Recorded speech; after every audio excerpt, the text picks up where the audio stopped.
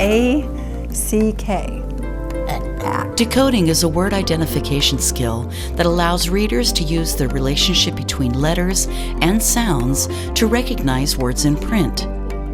Readers use decoding skills to identify words when they read and to spell words when they write. Readers must be able to decode or identify words independently and rapidly in order to read fluently enough to understand what they read. Some words are best learned as whole units rather than by being sounded out letter by letter using phonics. They're called sight words because good readers recognize them automatically when they see them.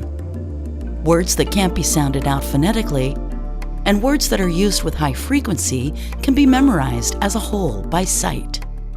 So, Jonathan, what I want to focus on and share with you about this is that there are 100 most commonly used sight words. And those are words that we want to just recognize instantly. The minute we see them, we want to know what they are.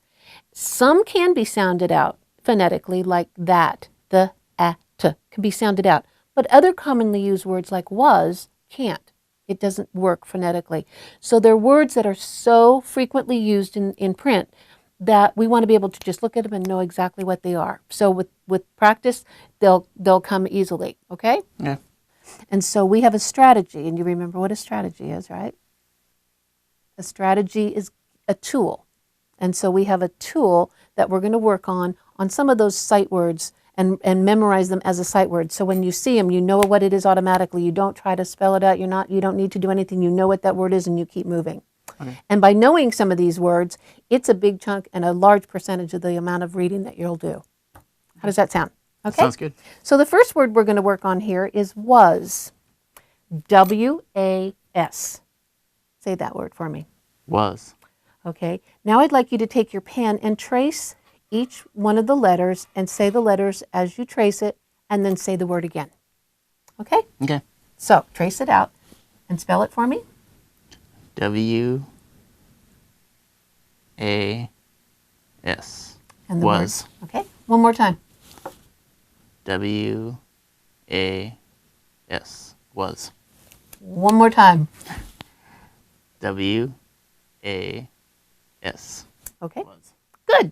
Now what I want you to do is put your pen down, and with your finger I want you to trace the words while you say the letter and then say the word at the end again. Please. W-A-S. W-A-S. W-A-S. And that was. word? Oh, there you go. Where it was. Okay. Now what I'd like you to do is pick up that pink. You don't know that this is a magic wand, did you? No. It is. So in the air, I want you to do W-A-S. And then say the word again. Okay. Okay. W-A-S. Was. One more. W-A-S.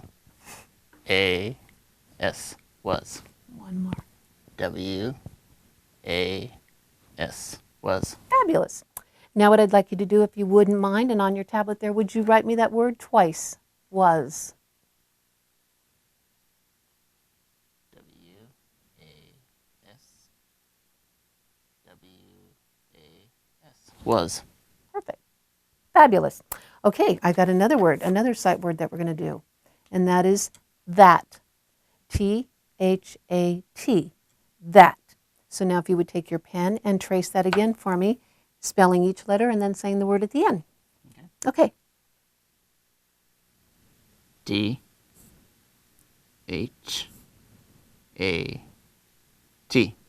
That. Good. One more time. T-H-A-T.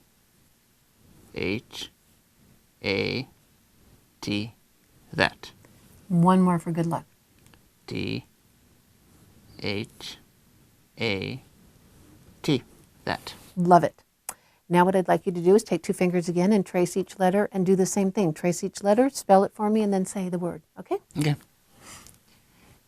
T-H-A-T.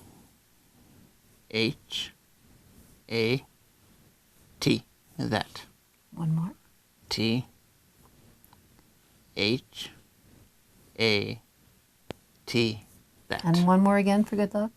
T H A T. That. Cool. And how about that magic wand again in the air for me? T-H-A-T, that. T H A T. That. One more. T H A T. That. I want one more for good luck again. T H A T. That. Fabulous. Now, if you wouldn't mind, if you would write that for me twice on your tablet there too, please. T H A T. That. T H A T. That. Fabulous. Good job. I like that. You can help your learner decode unfamiliar words by explicitly teaching the strategies and skills you've just seen. While this type of focused practice should take up no more than 20 minutes of any given lesson, repeated practice will help your learner use them automatically, consistently, and independently during reading.